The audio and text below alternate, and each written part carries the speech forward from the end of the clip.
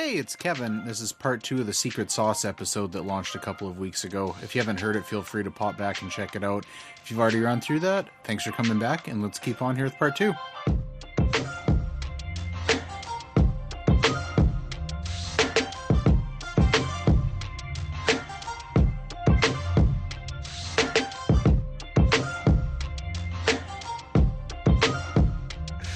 So let's go on to Static X, and this will be an interesting one because I don't think I know what your favorite Static X album is. For me, I want you to jump into this one first. Yeah, so for me, and you know what I will say with Static X, I don't have. I've definitely listened to all of their albums a few times in their entirety, but there's some albums that are definitely much less on my radar. Start a War, definitely in specific. Cannibal is my favorite. Cannibal is insanely heavy and frantic, and it has this like sound that sounds just violent. You know what I mean? I also really like Shadow Zone, and those are two very different albums. Like Shadow Zone is still very Static X. It's still, the blast beats and it's Static X, but it's that Shadow Zone has more of that cerebral quality to it. It's got a few more slower songs. It's got a few more like vague sounds to it. Cannibal doesn't really fuck with that. Cannibal is like, let's get down to business. And it like sounds something that a fucking serial killer would like drive around, listening to, killing people or something, which I'm not advocating serial killers, but I don't know. It's just like, it's fucking very heavy. And I like that. They're confident about it. Yeah. And it's like, you know what I like about them is they do what they need to achieve the vision. And then they don't do like an ounce extra of like flashy bullshit. It's just like, no, it's this basic ass guitar riff. The drums aren't really fucking like chugging away on the blast beats and shit. It's just like a really solid fucking beat. The bass is there. Wayne's there. Like, it's just always like, it's not overcooked for what it is. And I think that's important in like industrial sort of bands and shit. Because once you like overcook it, then it starts just getting like fucking annoying with that genre. I think I really like Wisconsin Death Trip for the same reasons that you like Cannibal. Right. Just because it's so like fucking punchy and just boom, bah, bah, bah, bah, bah, bah, bah, bah, bah. Yeah. With Wisconsin Death Trip is similar, but I think Cannibal is thrashier than Wisconsin Death Trip. Yeah. I think Wisconsin Death Trip leans more into maybe like the industrial side of it. Yeah, I agree with you. With like I'm with Stupid and shit, like with the weird like repeating audio loops and like people's voices and shit like that. I'd say Cannibal's right up there for me as well, though. Right. Like Chromatic, songs like that. It's just like, fuck, that's so good. And then, like you say, with Shadow Zone, there is like a lot more slower stuff, like The Only and stuff like that. But is that really that much different from a song like Cold? It's like, it's not that much different. Right. But it's like that album certainly has a unique identity, which I really appreciate. I love Otzi Go Electric on that album. Oh, yeah, that might be one of my favorite Static X songs. It's like so bouncy and it's almost like psycho disco type shit, like weird. I don't even know how you describe it. So how do we talk about like what makes a good Static X album? Because I think like they do have their own identity, but like, with Lamb of God, we were talking about that consistency is a bad thing. And I think here, for some reason, we're kind of talking about it more as a good thing. And I don't know why that is. Maybe is that like, cause Wayne Static is dead? Honestly, no. Is that like, because we know no more is coming? Does that change the lens we're looking at it through? I don't think so. I think it's just because it was a lot of fun and it never took itself like too seriously and stuff, where it's like, yeah, it's more of this, but like more of this is like really kind of, it's not like a huge load on your mind. Like some of these bands we're talking about, like, fuck, you like sit there and think about the lyrics and be like, man, that's real nihilistic and shit. And like Static X, like I'm sure they have like an element to that, or they'll talk about like more disturbing stuff. But they're just more like, I hate to say it, but like dancey almost, or like there's more of like a fucking pulsating energy that like it just kind of doesn't matter. For me, it's almost like the opposite ACDC effect, where if you're into ACDC and they come out with like another fucking Highway to Hell or whatever, you're just like, fuck yeah, like that's perfectly fine because this is the shit I like. That's kind of how I feel about Static X. Like, I just liked all of it. It wasn't ever like fucking mind bogglingly like, holy fuck, that was such a technical section. But it was just like, Mm-hmm. man, that's such like a cool vibe. Or like Wayne, like he just did a really good song about like just the way he screamed, and then it fit in with some of like the audio samples they used. It was more a lot about the vibe with them. I Right. find kind of like similar to a band like Dope, where it's like a lot of it's like the trashy, like dirty, like oily, industrial, and like Wayne was almost like the more bright side of that. Right. It's interesting too. I just was thinking about this while you were talking. I think I love Static X, but I don't think I have the same personal connection as I do with Lamb of God with them as much. Maybe it's like with Lamb of God, I feel like I just like need more out of them. Like Static X, Hmm. I want to be able to put on and it be solid, but Lamb of God, I need it to like wow me. Yeah. And you almost wonder if it's because like some of the riffs were so technical on some of the first albums that it's like what you want more than that. Where it's like Static X is just like it's not like they set the bar low, but like technically they were like, let's not fucking get in our own way. Let's just make like something that'll fucking Mm. get people's like moshing and fucking dancing around and shit, And which I think they've done successfully. you are right too that the music intrinsically like is easier to make sound different when it's not as technical. It's like they can branch out a bit more and go like more slow and stuff. Whereas like even on like Volume 3, when Slipknot made like Vermilion, people were like burning albums and shit. They're like, Right. fuck this, it's fucking garbage, fucking pussies. And you're just like, there's not that expectation with Static X. People know what they're gonna get. It's like Yep. you go up to McDonald's and you're like, I want a fucking Big Mac. If all of a sudden that Big Mac has ketchup on it, we got fucking problems. You know Fuck what I that. mean? Dude, I dip my Big Macs in ketchup. It's good.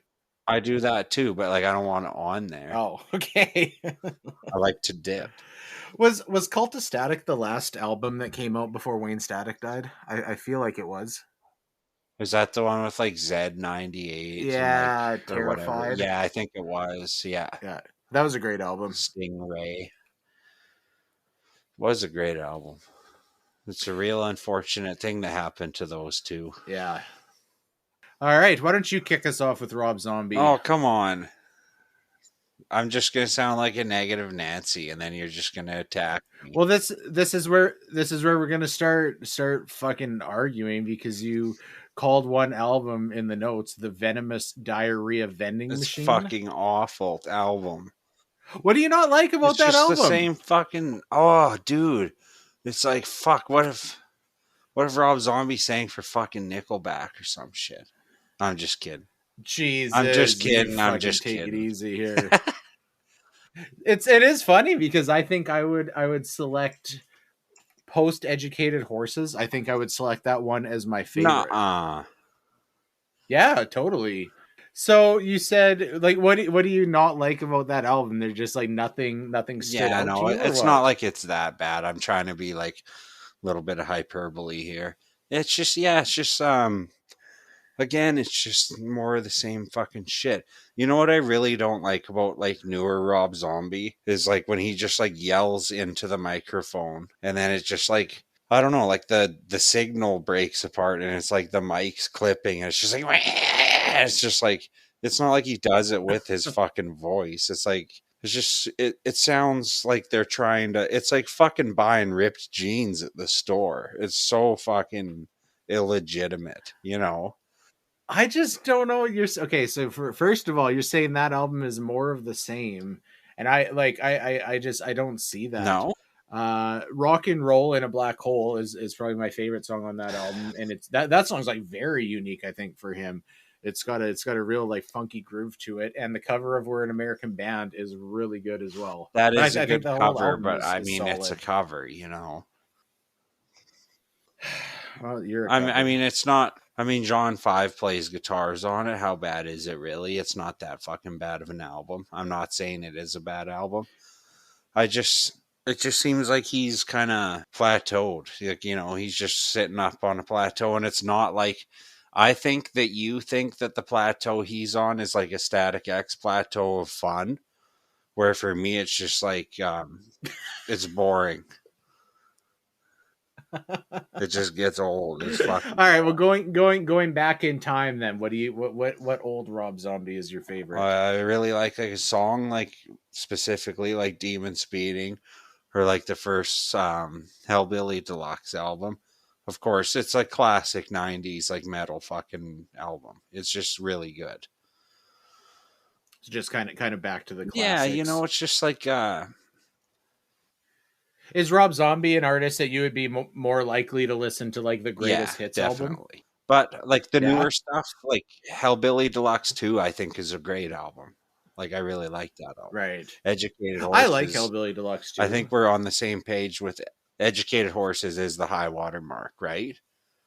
Yeah, that's definitely my favorite album, and I think it's easily the most unique because for it doesn't. I wouldn't say that it necessarily entirely drops that like horror movie theme, Yeah. but for the most part, it's certainly not as evident. I think they let that album stand on its own. It's fairly artsy. It even like I don't know. Maybe I keep going back to this like something is being said by the album cover or the title or whatever. The album cover on this one, I think, is the only one that he's done where he's not wearing makeup. Right? He's treating himself more like an artist. Yeah. I think they're letting that album be treated more seriously. It also doesn't feel as much like it's a product of its time, right? We were talking about Slipknot and the fucking, spiky necklaces and dyed black hair. I think to some degree, some of the other stuff from that era does kind of have that connotation that goes along with it. Whereas I think Educated Horses has more of a timeless Yeah, feel yeah. to it. I definitely agree with that. To me, it almost is like White Pony by the Deftones, where it's just like, fuck, now that is like, I still love Deftones before and after that album, but it's like, fuck, that's like a singular Right. effort where it's like, damn, that's good, you know? Yeah. Yeah. I know what you're saying for sure. And you know, I really respect this album from Rob Zombie is that it doesn't have as much of like the vocal effects. Like, yeah, it's still there, but it's a lot more just kind of dialed back, and you get like a true sense of like his vocal talents and what he's like delivering on that Mm-hmm. album and stuff. And yeah, like, It is more of a rock album. It's less gimmicky. mm-hmm. I think a lot of what has to do with the sound of that album is that's the first one that John 5 was on. And it's kind of Oh, is that interesting. I true? think I might be wrong about this. I feel like John 5 was with Yeah, Manson right before he went to Rob Zombie. Is I that believe so. so? I don't know. Maybe it was kind of a thing where he's coming in He and spent wants 1 year with to. a band called Loser, or no, that was during Rob Zombie. Oh, okay, Okay. okay.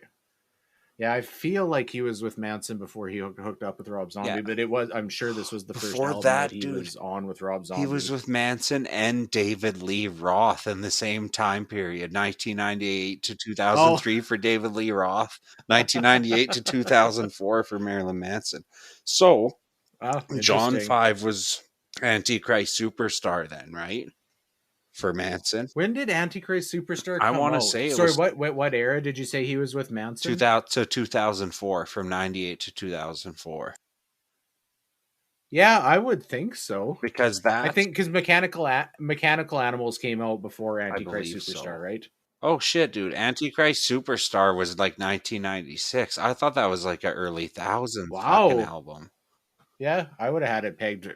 So then maybe Mechanical Animals came out after I don't know. Antichrist Superstar. 98. Entirely sure. 98's Mechanical. Okay. Fuck, Marilyn Manson had like he was a lot more in the 90s than I realized than like the early thousands, Right. hey? Cuz when did like Heart-Shaped Glasses come out? That was the last song I like really gave a fuck about.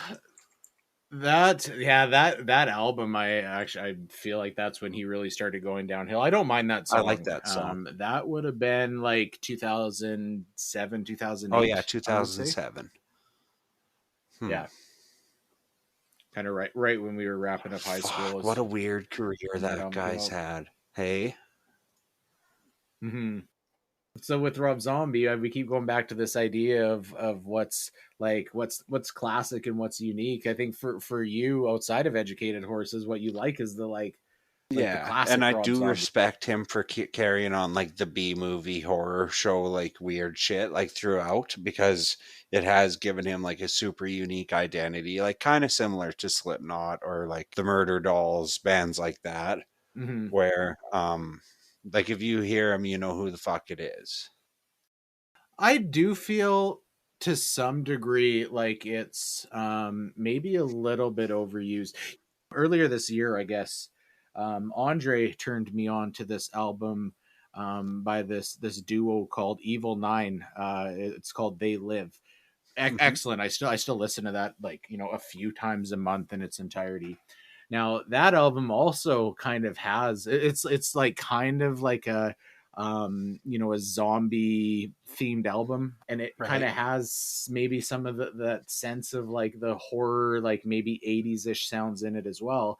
But I feel like they use it definitely more sparingly than Rob Zombie does, and I think the fact that Rob Zombie did do that at the start was fine, but at some point, like maybe it does seem like that's getting a little bit I mean, overused. yeah, people really got sick of Alice Cooper and stuff, you know. It's like, Right. how long can you stick with the gimmick before people A are either sick of it, or B, you just like fucking change to disco like Kiss, and then people are like, Yeah. fuck, bring back original Coke, so then they have to, you know.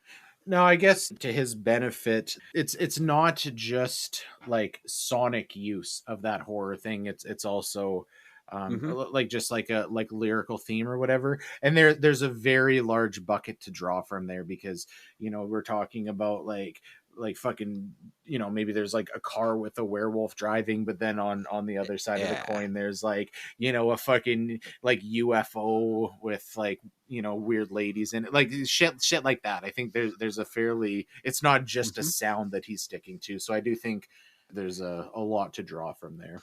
So I do think for me with Rob Zombie though, if I had my way, we would get a follow-up to Educated Horses. I think if he, or just another album where Hmm. he takes himself a little bit more seriously. So again, we talked before about this idea of identity, and I think certainly Educated Horses is far removed from the rest of the catalog here. I would like to hear like a country fried fucking rock album from him, even, or something like completely out of the wheelhouse. Like, you know, if he's like, I want to cover fucking Guitar Man by like whatever the fuck, Jerry Reed, you know, I'd be super into that, or some shit, you know, like swinging little guitar man. And I'm like, fuck, man, that sounds Now that good. you say this has just spurred me on. I think Rob Zombie should do a CCR cover album. Fucking rights, dude. Now you're thinking the portals. That Yeah, that would be. would be pretty Oh, you know good. what else I want to touch on with Rob Zombie is you know who took like also kind of the same formula and made it work, but on like a much smaller scale, is his fucking brother in Power Man 5000. Yeah, for sure. That definitely they do have similar It's the B movie themes there. sci-fi instead of horror. Like it's so, I really like that. Like he's just like, well, you did like the fucking Hammer films. I'm gonna go do like fucking War of the Worlds type shit, and it fucking worked. Mhm. I like a lot of the early Power Man stuff, and even some of the later stuff.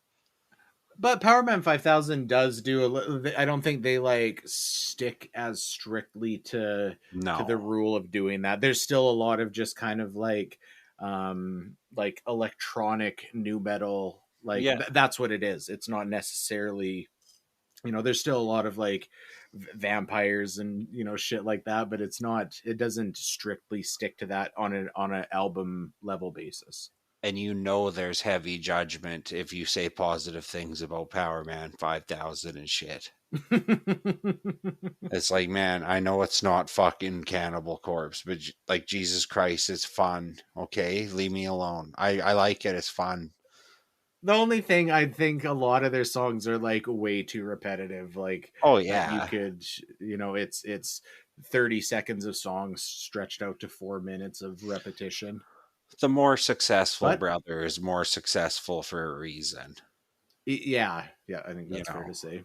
Well, let's move along to Mudvayne. I think this will be a really interesting one because I didn't know that you like the 2009 self-titled album as much as I did. I fucking love that album. And that one's interesting because Mudvayne is another one of those bands, and I think specifically because, like, you know, before Lost and Found, they were very into the like makeup and Mm-hmm. theatrics of live shows, you know, and it was admittedly probably a little cheesy, but I think musically they're excellent. Yeah. Um, but they were definitely by 2009 people were over it.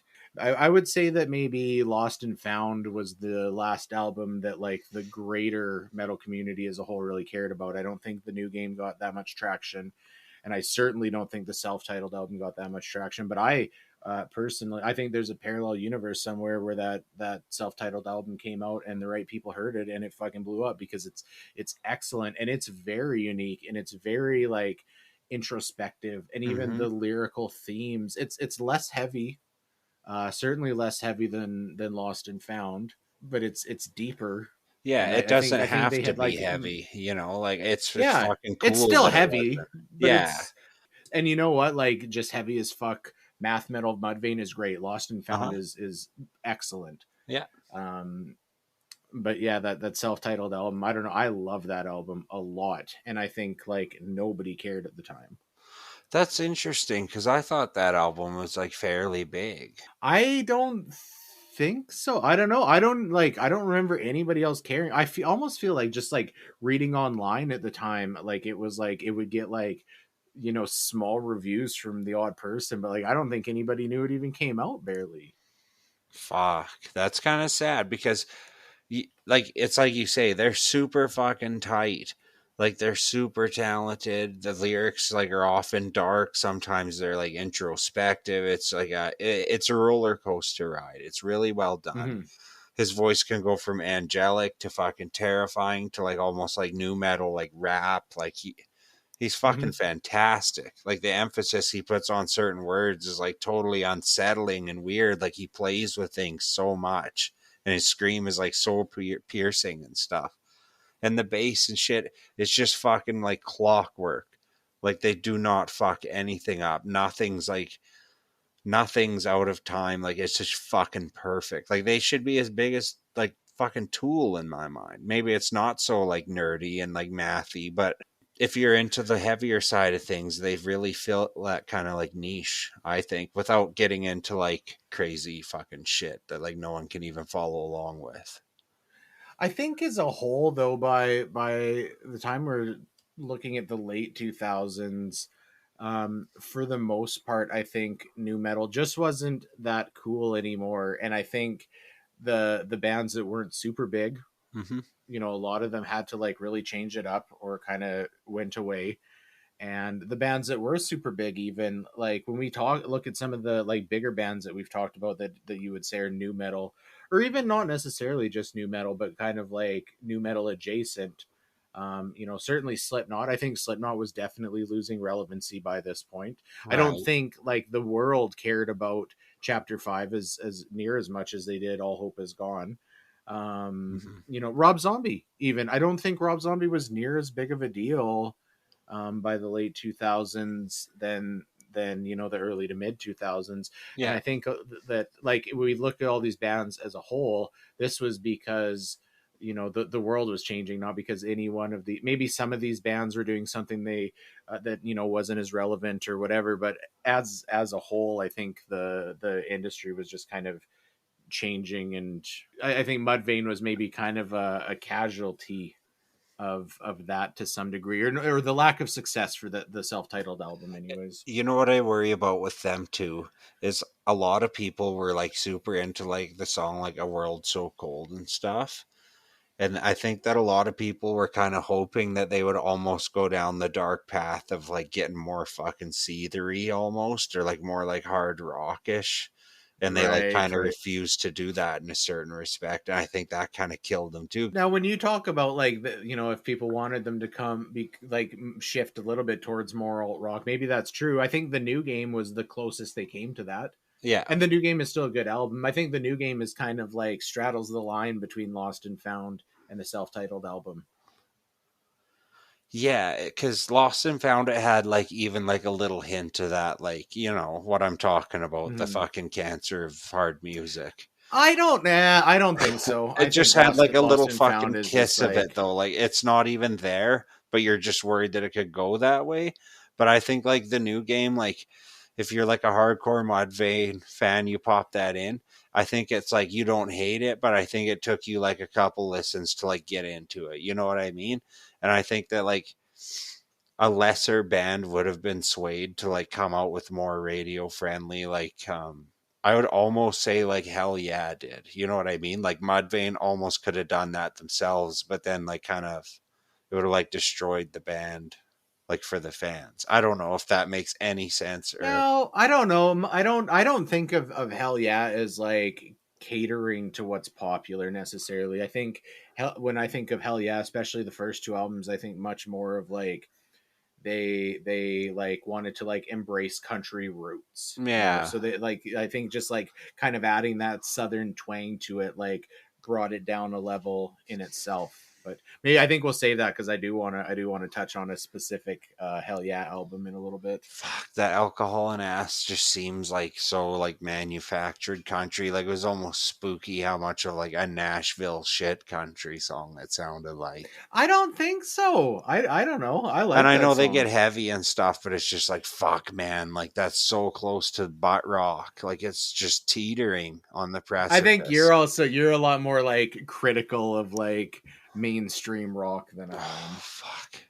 But I don't know. I think that song like totally had its place.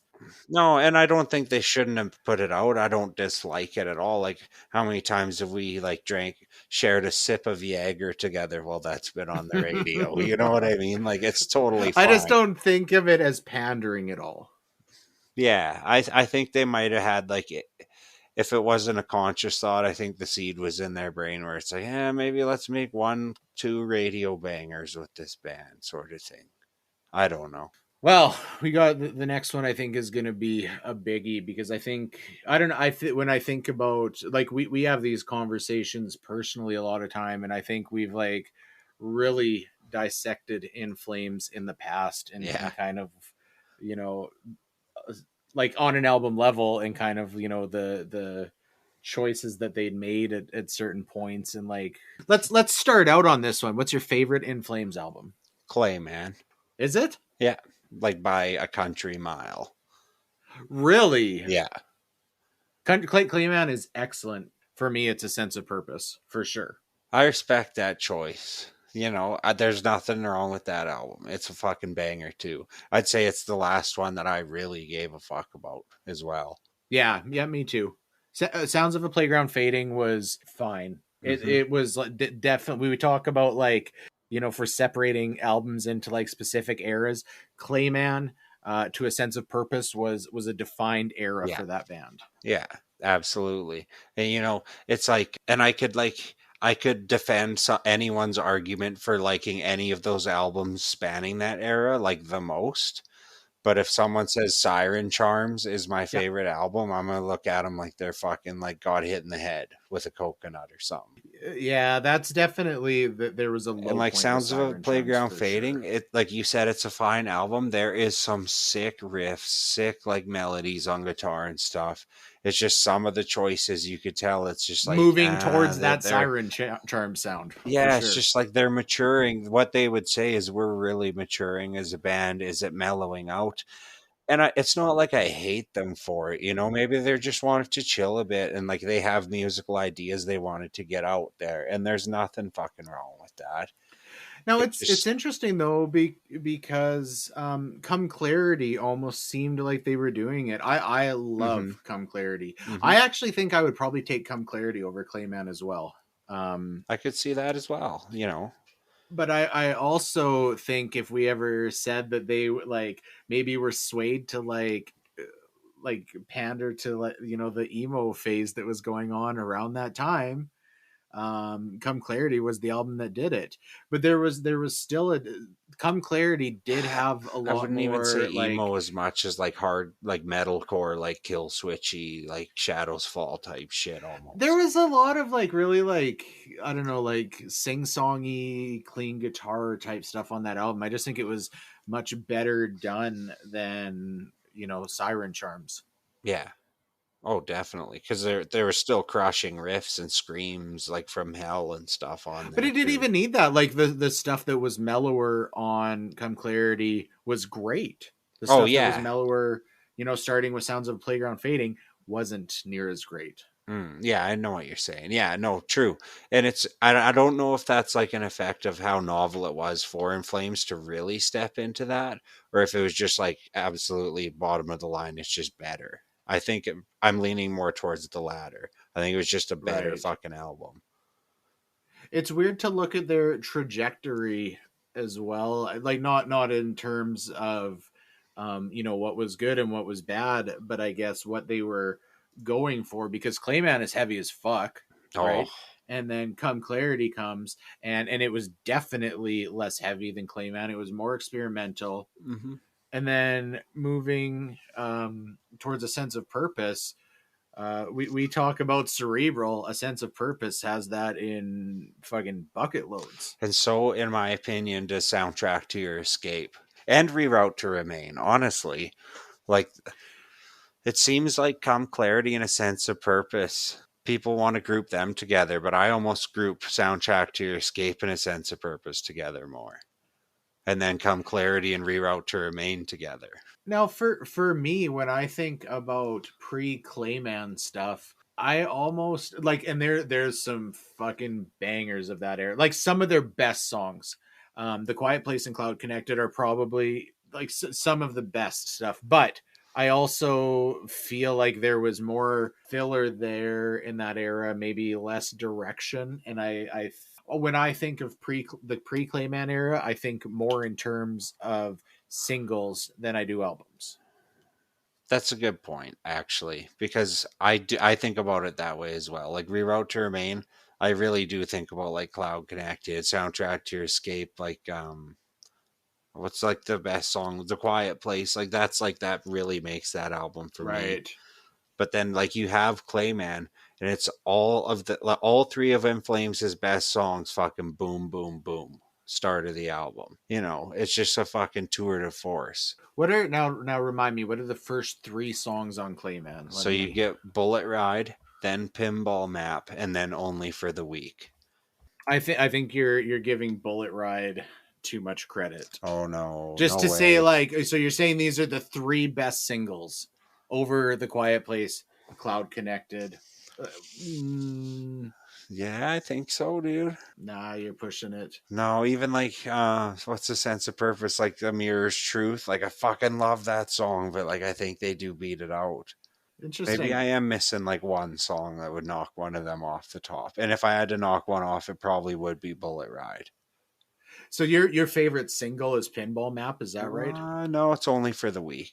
Oh, okay. Because I was gonna say I think I would take Only for the Week over I think Pinball Map. that's my favorite In Flames song, bar none. I just feel like every time we get real drunk, you're like, we gotta put on Pinball Map right now, man. You know why? Because when I'm really drunk, I get aggressive, and that breakdown, like the fucking when he goes like early morning moment, a glimpse of Uh, joy, and you're just like, what the fuck, dude? This is so fucking heavy. I can't even do it yeah, justice how his voice sounds. He's like a fucking gargoyle, dude. It's amazing. Pinball Map's definitely a drunk Stockton song, Oh, easily. That would be that. That's a like playlist. No, not a playlist. That's a burnt CD I need to make. Is like drunk Stockton you songs. gotta get some opiate for the masses on that bitch. Yeah, I was. Yeah, the fucking manifesto. That album is like drunk Kevin and Stockton And you know songs. what? I went back and listened to that like, I don't know, 2 years ago. It's not a very good fucking album. You don't think so? I still I don't listen to think that like so. relatively regularly. I bet I put that on probably in the last like 3 months. Oh I don't yeah, know. I I think it still is a good album. I still like it. It's I just definitely don't. unique. It's like outside of our wheelhouse. It's different. Yeah, it was weird, but back then we were in a weird mood. You know what I mean?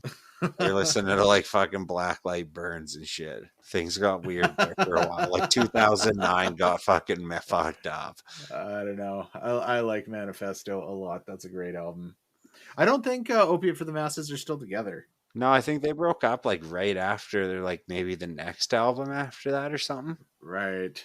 And that Baptized in Blood band that we saw that we both loved, I think they broke up right after that too. So I was reading about them a year or so ago, and I think one of the guys left to start a country band, like a legitimate country For band, not fuck's like a sake. fucking metal country band. Which is weird because that was not a band that I would have expected somebody would have been playing country out of. Yeah, that's kind of they were like pretty I don't even know what genre you'd call them. They're pretty It unique. was pretty like metalcore, I think. Yeah, probably, hey. Yeah. All right, so In Flames, what is the secret to making a good In Flames album? If I gave you, a guitar and I said make a good In Flames album, what are you looking to? Crunchy, crushy riffs, sweet, sweet melodies, a lot of harmonization of the guitars, and then a lot of like really loud screaming um, and you know what? I don't hate when he mixes in a bit of the clean and stuff. He sounds fucking great. He's one of my favorite frontmen of all time. You know, he's fucking awesome. So just like go out there and do your thing. Just heavy it up a bit, boys. You know. I don't even know if it's like the quote unquote heaviness that was ever the problem. I just feel like on Come Clarity, the cleaner, softer parts were not like it wasn't sing songy, I guess. Mhm. It wasn't like emotional. It was more like calling, like you know, it's still almost abrasive in a certain fucking fashion. Yeah, I don't even know if it was abrasive, but it was more introspective and less like, I need to like let out my emotions, I guess. I don't know. All right, so we've got a few more bands on the docket here, and probably a lot of opportunities to go off on random tangents. Now, the point of this section is less so to focus on an entire catalog, and maybe more so to focus on one album that we think is specifically stand out for a certain reason and why. So I want to start with Hell Yeah. We kind of alluded to this earlier. Blood for Blood really Yeah. stands out to me, and so I like at launch I bought both the first two Hell Yeah albums. I really liked them both. I always had maybe so we were talking about whether they were trying to be radio friendly or not. I always had maybe a little bit of a sense that I think that Mudvayne had left on pretty shitty terms, and then with Vinnie Paul, I imagine kind of with everything with Dimebag, like there was probably a bit of an emotional need to leave behind what Pantera was doing. So these Yeah. are, this is a group that's got some like legacy issues, I guess you could say, and I think they wanted to like unshackle themselves from that, and I think that was maybe more so the reason why they really embraced the Southern roots kind of sound, and maybe the like, some of those songs were kind of like something you'd hear in a dive bar, but heavier. There's still metal here for sure. Oh yeah. But by the time they got to Blood for Blood, I remember when that album came out, and I just didn't like really know what to expect. And I remember listening to it and just being like, "Holy fuck!" Because they definitely dropped that for that album. Like this was like balls out, fucking like metal as fuck, and it was so good. Cross to Bear is especially notable. Like it's just like we were talking about like that catchy chorus thing, right? Hmm. And that's super catchy chorus, but it's like really thrashy, really raw, excellent. I love that album, and still absolutely distinct from Mudvayne and Pantera. Like Yeah. absolutely, you would not hear Blood for Blood and think that's a Mudvayne song for Oh sure, or a yeah, Mudvayne totally. album. Yeah, and it's not like it sounds like um Pantera either. You know, it's just like so it's a lot more contemporary sounding. I Mm-hmm. think it's Yeah, just for sure. I think it's just like a really fucking solid effort. And I like really respect them. And like, you know, I'm glad that Vinny got to play drums up until he died and have fun, you know, and after Mm. like the fucking horrible shit he's witnessed, you know, like good on Chad Gray for maybe putting aside like his dreams a bit to like fucking help a brother out and like still have him like do passionate music like Vinnie Paul and fucking Mudvayne. Like that's cool. I think Chad wanted out of Mudvayne. I think things were pretty rough around there for a while. Oh really? I don't like keep up with Yeah, them as much as you do. no, I think Mudvayne was on.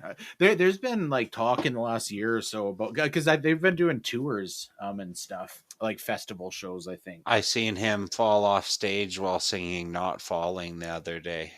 Yeah, right. Oh, I really like Chad Gray, but the irony there is just too much to pass up. Yeah. Blood for Blood. I wanted to say I can't think of a single other album by any band that I think really sounds like that album. I think like it's got a like genre wide unique sound to it. Yeah, I'd say so.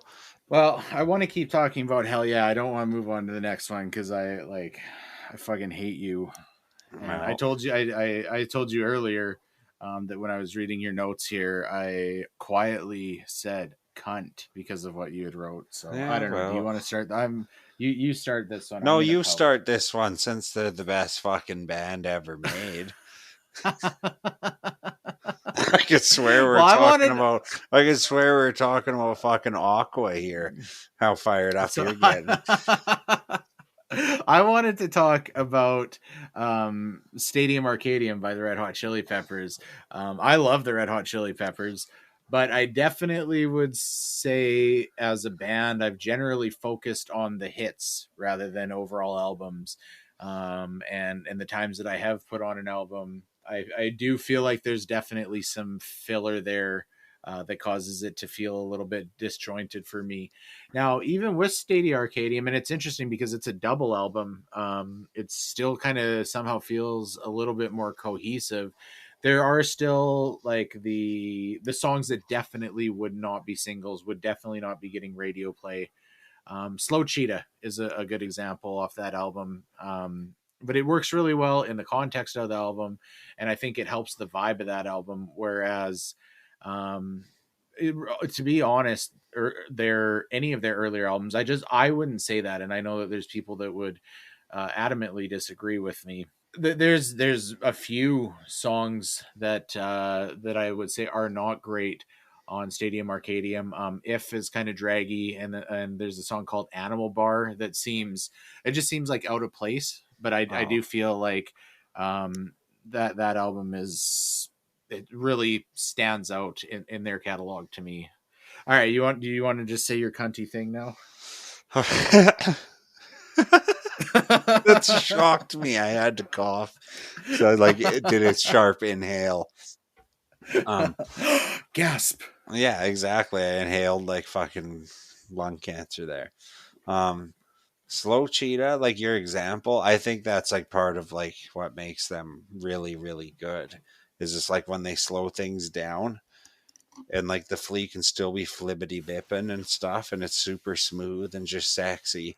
But I like when Kiedis is actually singing and not just doing like his fucking half scat shit that he does, like the hibba dibba wibba dibba dibba booba libba boo boo. Like I don't know, that's just really grating for me. But then you go from like that kind of stuff to Under the Bridge or like By the Way, stuff like that, Snow, Heyo. That stuff is, to me, that's like rock pantheon, some of the best things like ever putting down musically. You know, it's just really good. It's up there with like some of the Foo Fighters best stuff and stuff like that in my book. But you get like Hump the Bump and shit, like just burn that on a fire. Like, and I'm sorry, Kevin, I don't like Danny California. It's You not a have the fucking good phrase song. "Danny California can go fuck itself" Yeah, in well, the it's true. notes. It's so fucking overrated. I personally think that is their best song of No. all time.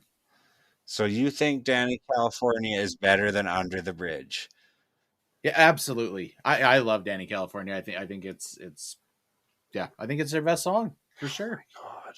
I know that's an easy answer because that was the biggest single off of Stadium Arcadium. That song was big. But I don't know. Fucking call me a poser if you want. That Dude, song it is was a double excellent. album. It had like 2 fucking good songs. Like Californication is 10 times an album. Admittedly, I no, it's not. It's not because And it's that one has By the the Way is filler 10 on it for times. sure. Yeah, By the Way is 10 times the album for sure, though. I hope you get hit by a train. By the way, I tried to say I'd be there. You'd rather listen to an Alabama, she was bringing hammer. You're wildly misrepresenting No, it. that's exactly how it sounds. That was album perfect. I don't know why I agreed to do this with you. If I would have known you would have pulled this kind of move. This isn't a bad move. This is the truth. Disappointing. No, this is the truth. Come on, Kevin. Just give up Danny California. It was a fad. It was a time in your life. What's better, Rain Dance Maggie or Danny California? Danny California for No sure. I fucking like Rain way. Dance Maggie. Boom, See, but cowbell. you talk about that like the like bouncy like rock rap like Cowbell. that's the Adventures of Rain Dance Maggie for Yeah, sure. but there was That's the cowbell, same style Kevin. of song. I just said cowbell like 10 times. Jesus, you're a cowbell. What's your second favorite album besides Stadium Arcadium? Um, maybe like album wide, maybe One Hot Minute. Okay, Actually, that's a solid pick. And it's been a long time since I listened to Stadium Arcadium as well. I admit, maybe I'm just like not giving it enough due, and I need to just go back and refresh myself on it. I do remember like Snow being sick as fuck. I love that song. I do think that that album is like a solid like album listen to both discs. Right. All right, you want to talk about Green Day? That this was a bit of a shock. This is just a real quick one. They started out real strong, fucking real solid pop punk. Then they got up to Warning and they wanted to do something a little bit different, more acousticy, some brass, some tubas, some shit like that, some accordion. Came off great. Minority, like probably I think is one of the weakest songs. Other than that, it was a super good album. And then they come out with American Idiot, which I'll admit is solid. It's fucking solid pop punk. But then it just seemed like after that they totally fucking lost the plot. After like they hit like I guess Warning was like they were already fucking huge, but like American Idiot was like another level even above that, it seemed like. How do you feel about See, I thought your whole thing. I thought you like hated American Idiot as an album. it? I don't like it because it's like the start of the downfall sort of thing. But I think it had a message, and like I think it resonated with a lot of people our age group and stuff. I think it was an important album. Like I'm not going to shit on it too much. Like it's fucking important. Is it my favorite Green Day? No, but it's not that far off either. But this output after that, like the what was like the 3 album like Trey, like it was just like their names or whatever. They're fucking awful, dude. See, I yeah, the only album I ever had of Green Day like growing up was American Idiot. So that's the only one I'm really familiar with as a full on album. Right. And you hate the title track as well, is that right? American Idiot? Yeah. No, I don't hate it. It got a lot of radio play. I think I was sick of it like back in the day, but now I'm like kind of back to where it's kind of fresh again, and I'll give it a listen every once in a while. That's interesting. I remember you like explicitly hating at least the title track. I think because every like all the girls and shit at school wouldn't shut the fuck up about it. And I was just like, oh my god, shut up. It's fucking garbage. Get away from me. If I hear Boulevard Broken Dreams one more time, I'm gonna fucking gouge my eyes out with a pencil. Do you not like that song as well, or No, I just like it. It's just back then, it was just like fuck, like everyone would listen to it all day. You jump in so much truck, it's like fucking Green Day. It's just like man, everywhere you fucking looked, it was Green Day or the Black Eyed Peas, and you're just like, man, I gotta get the fuck out of here. It's not like they're listening to fucking Platypus "I Hate You" by Green Day, you know, or fucking Hitching a Ride. Fair I don't know. enough. That's just how I feel about it. I hope they come out with something good. I'll support them again. I'm generally positive on Green Day. I think they're a great band. I just hate Billy Joel Armstrong. Like he's such a I don't know. I've seen like wait just too many videos on the internet of him being a fucking like whiny, arrogant little baby. Yeah, I know he struggled with like drugs for a long time or whatever. Do you think that was just it? I don't know. I always just thought he really went to his head. No, I certainly think it went to his head. And it's like it's weird because like how'd you get big? You're writing songs about like jerking off or whatever. And then all of a sudden it's like, fuck, I'm an artiste. It's like, dude, shut the fuck up. 1 fucking minute left. Really? 1 fucking minute? At first I thought that was cool, like when he smashed his guitar, but the more I thought about it, I'm like, man, you should be thankful that like people still give a fuck. Yeah, I don't know. It just like came off so pathetic. Yeah. Him and the guy in the puddle of mud guy? Oh, Aaron Wes Lewis? Oh no, Wes Scantlin. no. Wes Scantlin. Yeah. Yeah. They seem like they would be a good match at the bar. They seem like they're mega hat wearers for sure. Okay, next band I want to touch on is NoFX. And I wrote here they are hit and miss. That might be a little bit of an understatement sometimes. But like when they hit, they're the fucking shit. They're so good. Fat Mike's lyrics, always like super smart, like cutting, really political message. He just has like a certain like honesty about all their songs. It's like really introspective, and he won't like hide any dark thing or whatever. It's like you're like along for the ride with them. And I really like the mix of like ska and like more folky type shit, and like they have like fucking polka song pretty much on the line, and um they're not scared to like do weird shit, which I really like, and they don't take themselves too seriously. Like there's a lot of jokes, light lyrics. If people haven't listened to NoFX, they should go check them out like right now. They're so fucking good. So when you talk about them being hit and miss, something like Timmy the Turtle, is that hit That's or a is that fucking miss? okay. In reality, it's a miss. If you're like super dominant in NoFX like me, it's kind of fun, you know. But it's not like fuck. I can't wait to get in the truck and listen to Timmy the Turtle. You know, like it's just fun to be like a jerk off or whatever. It's like the theme from a NoFX album song or whatever, where it's just like talking about the one guy's dad's a plumber and shit. But then you get into like My Orphan Year or like The Man I Killed or like shit like that or like fuck anything, dude. They're so fucking good. You just kind of have to like listen to what he's actually saying and like get past like okay, this is rough around the edges, but it's still like the musicianship is fucking sick. Like a lot of their leads and solos and stuff is just spicy. It's really good. So you think it's kind of like being smart under the guise of being dumb? Yeah, it's like pretending to be an idiot and like a big druggie, but really you kind of got everything figured out. But on the flip side of that, I think it could be preachy to people as well. Like he thinks he's smarter than everyone or whatever. Right.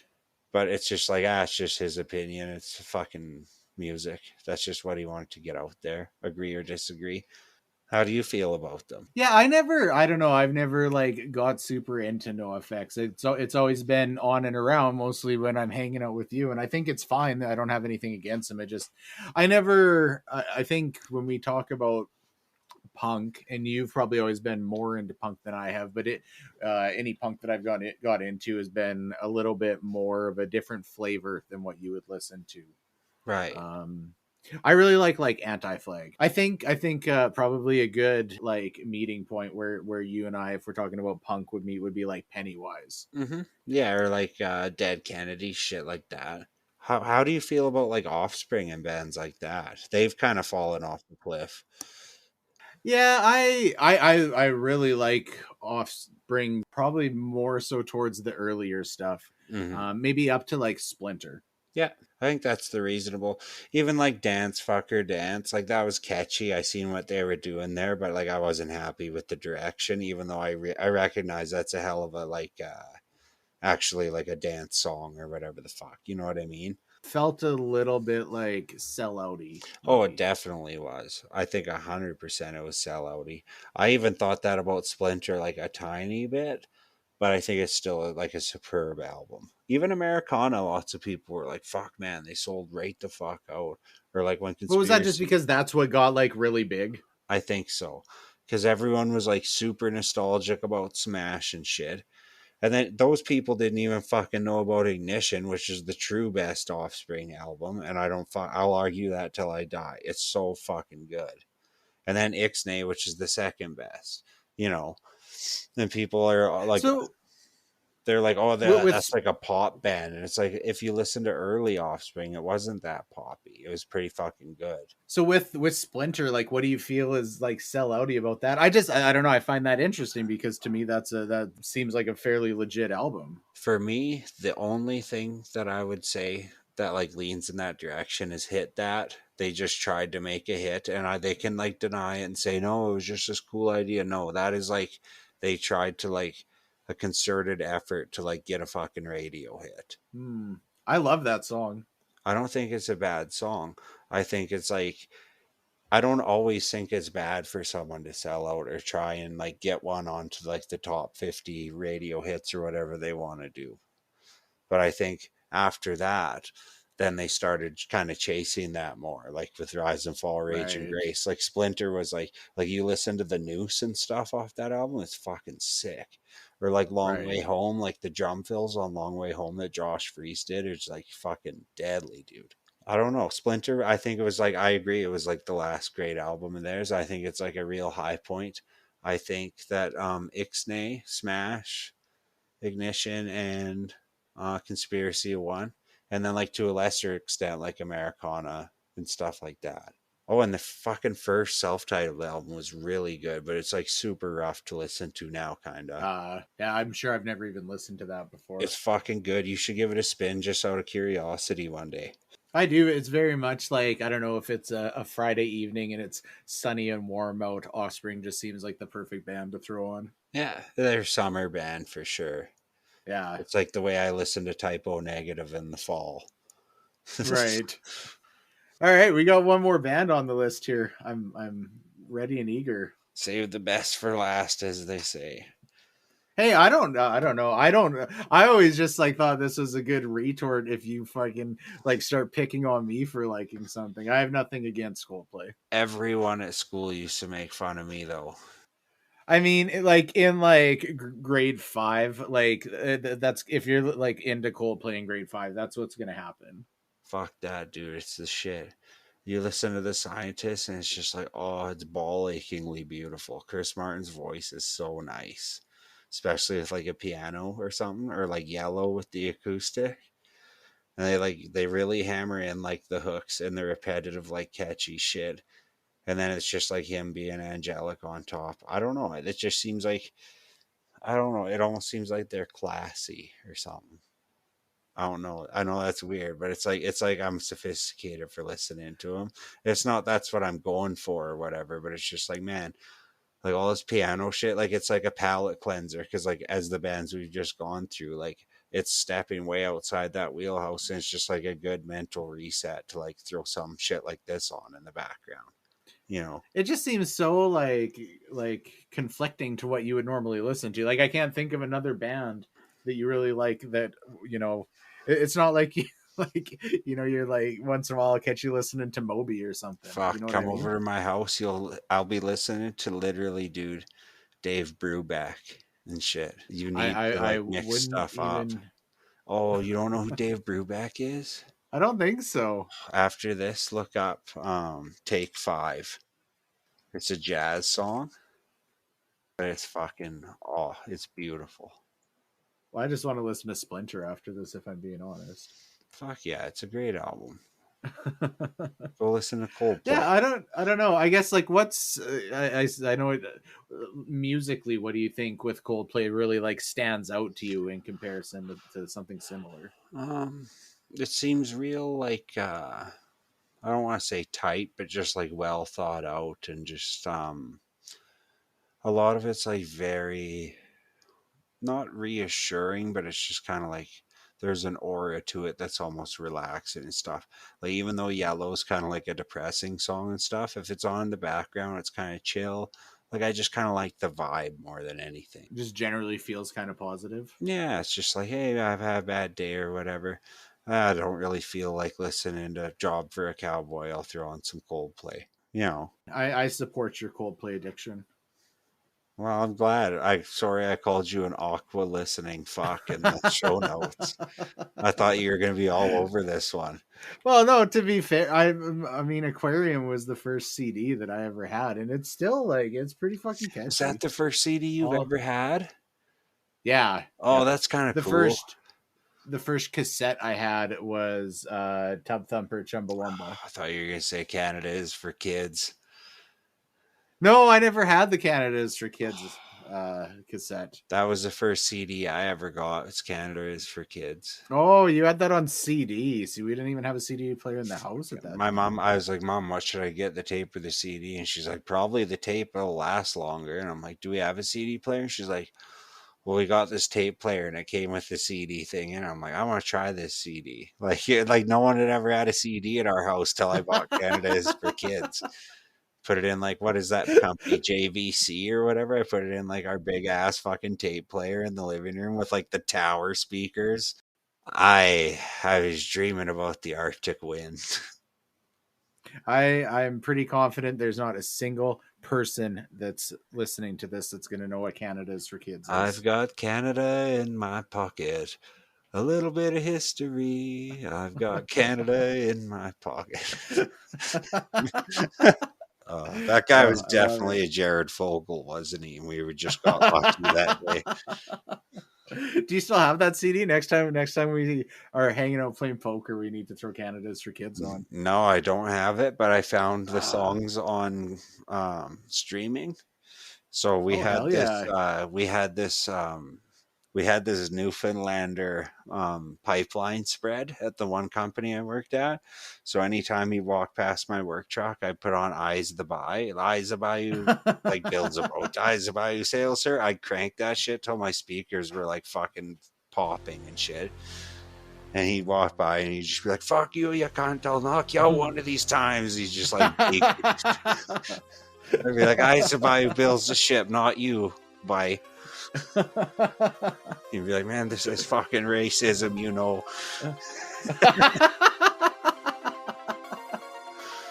Oh, that's funny. In good times.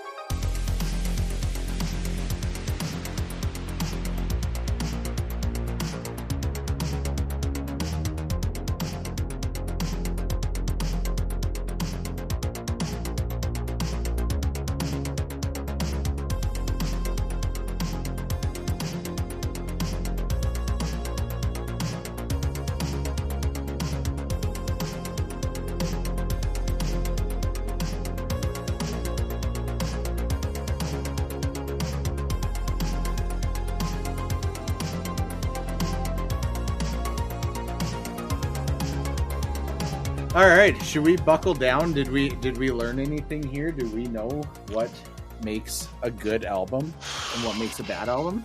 I think that we have no idea and we just like the stuff we like. Oh, well, that's a spectacular failure. Ta-da!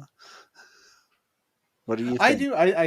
I think we were onto something when we talk about an album having a specific identity, and that takes a lot of different forms, because sometimes we would talk about one album really standing out because it's different, but then at the same time sometimes albums, maybe there's something about them that's special because a band like went another direction for a while and then turned around and got back to their roots. So I think at the same time saying like an album having identity is a pretty like vague and bullshit answer.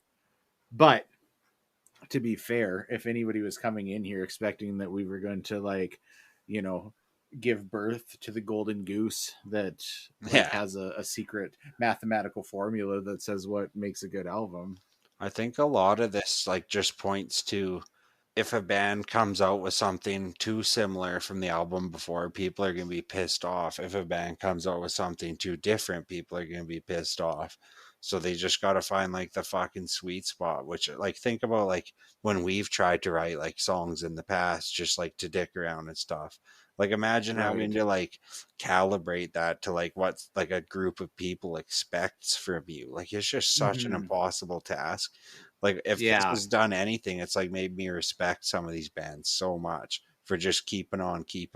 So we talked quite a bit about like personal bias, or when we got into a band and the album we got into, like how much do you think that factors in? Because to me, I think it's almost fair to say if something really got you into a band, then it was probably good music. Oof. Okay, so what you're saying is Limp Bizkit is good music.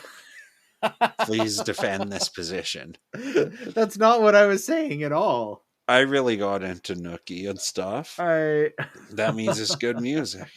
I mean, I don't know. In the context of the band though, to be able to say I like this album better than the other ones in most cases when it's the first album you listen to, Right. is that like an unfair bias for that album to have? I think it's just totally natural.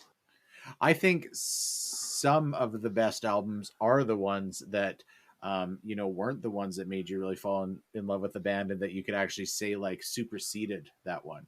Right. That's interesting. Yeah, because even you hear, like, I didn't hear Clayman first for In Flames. Right. I Yeah, didn't hear, for sure. like I didn't hear the self-titled Mudvayne album first, or End of All Things. I heard like Lost and Found first, which is like I Hmm. love that album, but like other ones better. Like I didn't hear Educated Horses till way after I first heard Rob Zombie. Like I Right. literally thought like fucking Dragula was like as good as he was gonna get and shit. You know. Right. I think Iowa is a great example there, because I got into Volume 3. I still think that's an excellent album, Hmm. but then when I started getting into Iowa, I was like, "Oh fuck, check this out." Yeah, and to what you were saying just a minute ago, I just so happened to have Iowa given to me by a girl in school, and I like popped it in my Discman, and like it just so happened that she gave me the best Slipknot album to fucking listen to. How lucky is Right. that? And I think a lot of people agree that that's the best one. Like I don't think it's just Hmm. us. And I could see where an argument could be made. Mudvayne was a good example too, though, because that's where we're talking about that self-titled album. Neither that was years after we both started listening to Mudvayne, Hmm. Oh, totally. and also again wasn't commonly accepted as the best album by any stretch of the imagination. Yeah, no, it seemed like that album. I think there's some people out there that love the direction that In Flames took, like the way that we like the direction that that album had or whatever. Right. Like, it's just like different strokes for different folks. Like, I'm sure the In Flames wouldn't still be doing what they're doing if it hadn't made them like any money lately or whatever. You know what Right. I mean? And if it's what they enjoy doing, then why shouldn't they do it? It's not even like when I said about System of a Down, it's like, man, it seems cunty they haven't released anything. But like, I've kind of been thinking about that. And it's like, they don't really owe us anything either. They can do Oh, whatever for the fuck sure. they Yeah. want. Right. It just sucks for fans to have to suffer, is all. It is interesting to think about. I don't know. I struggle to think of an example where I would say the best album is one that primarily just iterated on the one before it. Usually, whether it's getting back to roots or doing something radically different, I think there's comparison to be drawn to the album that came out before it in almost all of the cases that we looked at. Right. Oh, it was fun. Yeah, We found out a lot about each other again. yeah, it was really interesting. Especially we talk about like In Flames and finding out what your like all time favorite album is. Like we've talked about a lot of these bands a million times, and yeah, say Lamb of God for Palaces being your favorite album. I wouldn't have guessed it. I actually didn't really know that Palaces was nearly on your radar that much. Oh And fuck, it's maybe I so I good. probably have more of an appreciation for it after talking about it. Yeah. It's like a lot of the stuff I haven't even thought about listening to. Like honestly, after this, I think I'm gonna go listen to a lot of this shit again. Like I want to go listen to that Yeah, Rob Zombie album again, see if my opinion even changes, and maybe I was just in a bad mood when I heard it or something like that. yeah, for sure. It'll be interesting in a week to regroup and see what's changed. Yeah. Thanks for having me on here. This was fun. Yeah, man. Thanks for coming on. This was fun. I'm glad we were able to do this. I think for me to be able to have this conversation, you're the only one I could have this conversation with, because our music tastes are probably pretty unique compared to most people, but between each other are very similar. I think the word you're looking for is white. Is that it? Oh, yeah, I hate to say it, but yeah, it's pretty fucking white, bro. Fuck. Yeah. Hopefully, if anybody has stayed with us and actually enjoyed any of these bands in this conversation, thanks for listening. I think that's awesome. Yeah. And yeah, cool. Thanks and goodbye. Peace. I don't know how to fucking close the show. Nah, it was perfect.